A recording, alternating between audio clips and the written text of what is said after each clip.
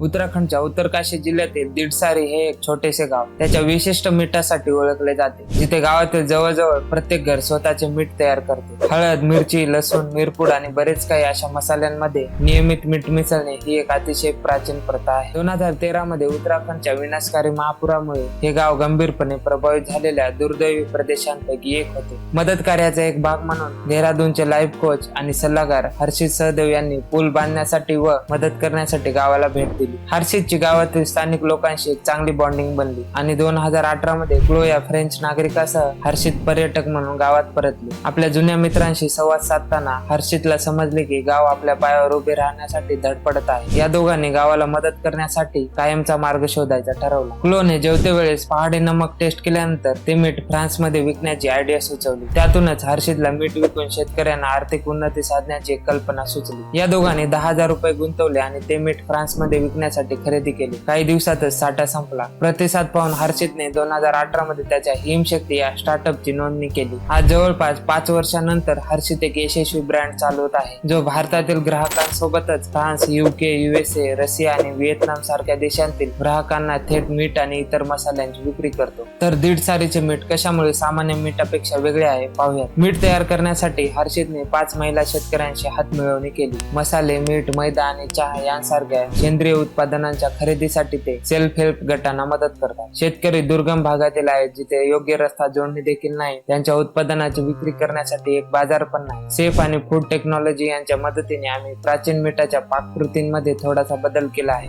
मिठाचा वापर मसाला आणि चव वाढवण्यासाठी केला जाऊ शकतो. अद्वितीय वैशिष्ट्य म्हणजे त्याची pH पातळी 9 आहे, जगातील सर्वोच्च पातळींपैकी एक. हे मीठ नैसर्गिकरित्या आयोडीनयुक्त आहे आणि त्यात जास्त तांबे आणि लोहासह 84 खनिजे आहे. नंतर मीठ स्थानिक पातळीवर उगवलेल्या औषधी वनस्पती आणि मसाल्यांनी ग्राउंड केले जाते.